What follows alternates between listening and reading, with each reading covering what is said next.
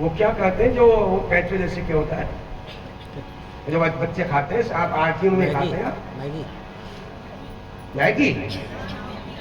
हाँ chowmein chowmein chowmein Maggi तो है ही। तो बच्चा उसी को क्यों मांगता है? दूध पिएगा ना, दही खाएगा ना, घी भी नहीं, चाउमीन मैगी क्यों? पहले तो कोई नहीं मांगता। अरे उसमें ऐसा मसाला पड़ा है ना जो दिमाग की चमड़ी को उल्टी कर देता है। जब उसे खाने के बाद याद रखिए, जब हम कोई चीज खाएंगे तो पहले जीभ में लगेगी और उसका संबंध मस्तिष्क में जाएगा, मस्तिष्क बताएगा कैसा है। उसमें ऐसी केमिकल पड़ा हुआ है कि आपका मस्तिष्क ये विचार करना छोड़ देता है कि इसमें गुण है। वो तो चाहता है ये बहुत बढ़िया है, बस ऐसे चक्री उल्टी हो जाए। तो मंत्रा ने भी कह गई का ऐसे ही किया और फिर उपद्रव आपको बताया, भगवान को वनवास हुआ। दशरथ जी की नहीं मानी और मंत्रा की मानी, अपने पति की बात नहीं मानी और मंत्रा की। तो समझ गए होंगे आप। वाह, सब तो चले गए, कितने दैत्य राक्षस मरे, लेकिन मंत्रा कब मरी आज तक खबर नहीं है। और वो सब मंत्रा हल्द्वानी की गलियों में भी घूम रही है और एक हजारों मंत्रा है। सारी दुनिया में मंत्रा ही मंत्रा, मंत्रा ही मंत्रा, मंत्रा जो मन को थर्रा दे। तो सज्जनों, खद्रू ने भिन्नता से कहा तू पागल हो गई है, दिमाग ठीक नहीं है, तेरी आंखें कमजोर है, क्या देख रही है, चल शर्त लगा।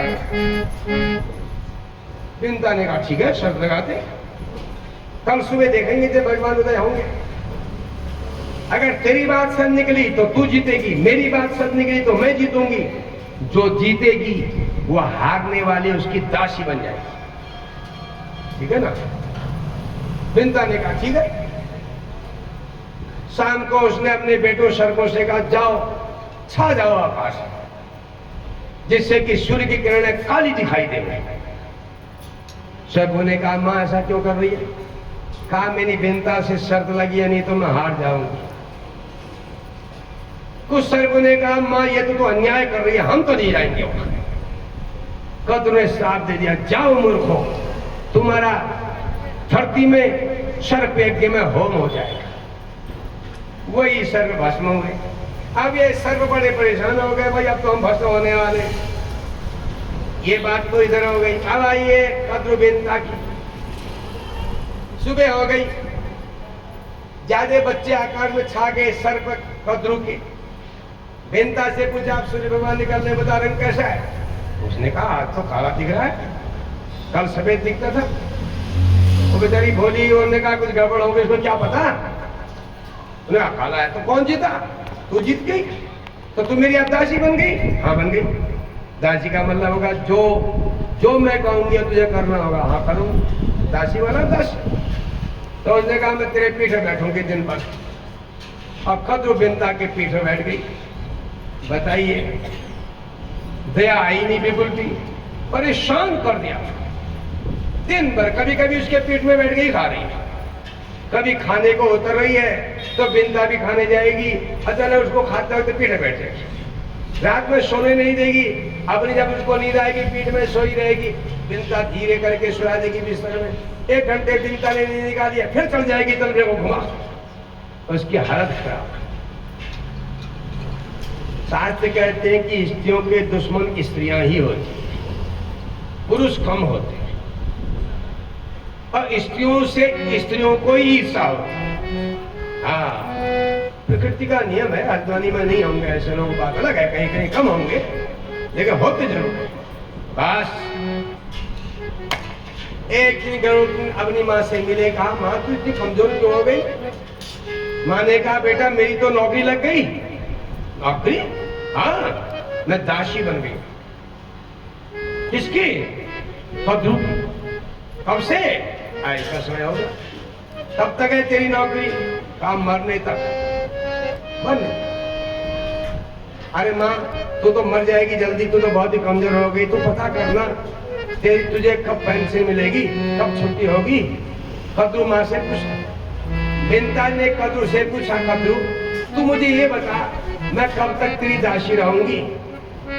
मैं छोड़ना चाहती हूँ काम सब, मैं दासी नहीं रहना चाहती। कद्रू ने कहा एक ही उपाय है, अगर तू दासी नहीं बनना चाहती तो अपने बेटे गरुड़ से कहो कि मुझे सारी दुनिया घुमावे अपनी पीठ में बैठा करके, और मेरे बच्चों को सर्पों को घुमावे जिनने मेरा कहना माना था मनी मन का, और उसके बाद स्वर्ग से अमृत का घड़ा लावे।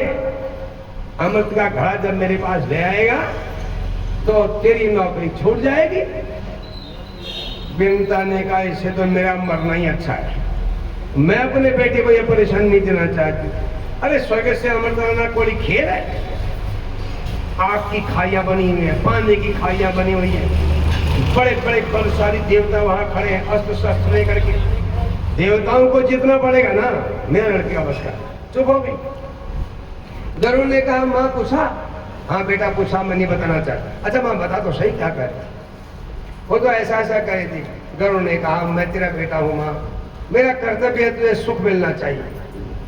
हा? संतान के होते हुए माँ बाप दुखी हो तो वो संतान नारकी है, उससे नरक जाना पड़ता है, दुर्गति होती है, उसके सिर में तीनों ऋण बने रहते हैं। इसलिए माँ की बात सुनकर के गरुड़ जो है पहले कद्रू को पीठ में बैठाया, खूब घुमाया, America, England, France, Germany, Japan, दो दुनिया घुमाया। अब घूमते घूमते थक गई, कहा मेरे बच्चों को घुमा। फिर सारे सर्पों को घुमाया जो घूमना चाहते थे, सर्प भी थक गए। अंत में कहा अमृत ले आ। अब गरुड़ देवलोक में गए, इंद्र के वहां देवताओं से घोर संग्राम किया और छीन लाए अमृत के घड़े को और कद्रू के हाथ में दे दिया। कद्रू के हाथ में अमृत का घड़ा आ गया। कद्रू बड़ी खुश हो गई, लेकिन ये घड़ा पाप का था, अधर्म से कमाया था। अधर्म से कमाया हुआ धन 10 बरस तक चमकता है। लोग आजकल कहते देखो वो पाप कर रहा है उसके ठाठ हो रहे, वो ठाठ 10 बरस का होता है। 11वां बरस शुरू होता है, वो सारा ब्याज चक्रवृद्धि ब्याज के साथ लेके जाता है। हाँ समूलम च विनश्यति। तो सज्जनों आप बिंता को गरुड़ ने मुक्त कर दिया और कद्रू घड़ा लेके बैठी, सर्पों को बुलाया, आओ पुत्रों तुमने मेरा कहना माना था ना उस दिन, लो अब तुमको अमृत पिलाऊंगी। हाँ सारे सर्प आ गए अमृत पीने के लिए। माँ ने कहा तैयार हो जाओ। सर्प ने कहा माँ अमृत पियेंगे फिर हम अमर हो जाएंगे, तो पहले नहा के आए। नहा के माँ ने कहा ठीक है नहा लो फिर। अब नहाने चले गए, खाते वक्त नहाने चले गए। शास्त्र कहता है सतम विहाय भोक्तव्यम, 100 काम छोड़ के भोजन करो, भोजन का समय है तो। सहस्रम स्नानमाचरेत, नहाने का समय हो, 1000 काम छोड़ दो, अपने आप नहाइए। व्हाट्सएप फेंको ना, मेरा काम छोड़ो। लक्ष्यम परोपकार आया, परोपकार का मौका आया है, 1 लाख काम छोड़ दो। सर्वम त्यक्त्वा हरिम भजेत, भगवान के भजन का समय आ गया हो तो सब कुछ छोड़ दो। हाँ मैं गड़बड़ में पड़ गया कथा में, आज असली में समय होने वाला है। मैं समझता था अभी 3:30 हो रहा है, सब बता रहा हूँ। अब मैंने देखा तो 4:30 हो से ऊपर हो गया है, तो 4:45 होने वाला है। चलो कोई बात नहीं। तो आप देखिए सर्प नहाने चले गए, इधर घड़ा लेकर के कद्रू बैठी रही। पीछे से इंद्र देख रहे थे, जब गरुड़ लेकर के आए ना, उन्होंने कहा देखा कहाँ ले गया। उन्हें देख लिया कद्रू ने पकड़ रखा है। सर्प चले गए, अकेली कद्रू बैठी है। आए इंद्र, छीन लिया उसके हाथ से घड़ा, ले गए। पाप की कमाई ऐसी होती है। भिन्नता को परेशान करके सब कमाया था। तब सर्प भी नहा धो के आ गए। सर्प ने कहा मां अब पिलाओ अमृत। मां ने कहा तुम्हारा सिर पिलाओ अमृत। जब सामने अमृत था, तुम्हारा अमृत सामने था, तब नहाने चले गए पगलो। तुम तो जल्दी जल्दी अमृत पीते फिर नहाते ना, देख कैसे फिर पाप का तो ऐसे ही होता है। सर्प ने कहा चलो कहां पर रखा था घड़ा बताओ तो जरा। कहा यहां पर रखा था। वहां पर कुशा घास जमी थी, कुश वो काट देती है। वो सर्प जोर जोर से अपनी जीभ रगड़ने लगे। क्या पता कहीं एक आध बूंद गिरा हुआ हो तो हम मर जाए। उनको बूंद बूंद तो कुछ नहीं मिला, उनकी जीभ फट के दो दो हिस्से हो गए। बोलो जगदम्बा मैया की। अब जिन सर्पों को कद्र ने श्राप दिया था, वो सर्प ब्रह्मा जी के पास गए कि हमें मुक्त कर दीजिए। ब्रह्मा ने कहा तुम्हारे बचने का एक ही उपाय है। धरती में एक ब्राह्मण, तपस्वी ब्राह्मण रहता है, उसका नाम है जरत्कारु। उसने प्रण किया है कि मैं शादी उसी लड़की से करूंगा जिसका नाम जरत्कारु होगा।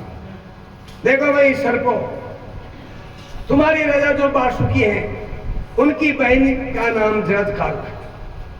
अगर वासुकी नाग अपनी बहन को जरत्कारु के पास लावे और शादी कर देवे, तो जरत्कारु से जो बेटा होगा वह तुमको अग्नि में भस्म होने से बचाएगा। तो वासुकी नाग के पास सर्प गए, उससे विनती की।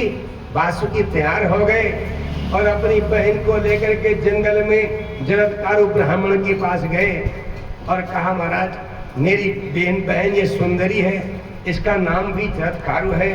आपने जो प्रण किया है उस हिसाब से आपको कन्या मिल गई है। मैं आपको अपनी बहन देना चाहता हूँ कन्यादान में। जरत्कारु ब्राह्मण ने कहा ठीक है, एक शर्त पर मैं शादी करूंगा। बताइए महाराज। जिस दिन ये मेरा कहना नहीं मानेगी उसी दिन इसको निकाल दूंगा। हाँ, शादी हो गई। जरत्कारु रहने लगे साथ में। दोनों पति पत्नी का नाम एक ही हो तो भी बढ़िया ही तो है।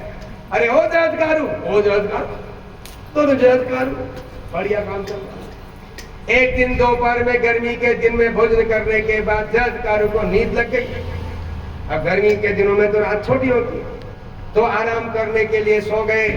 तो अपनी पत्नी से कहा न त्वया संबोधितव्यो हम त्वया कांते कथंचन।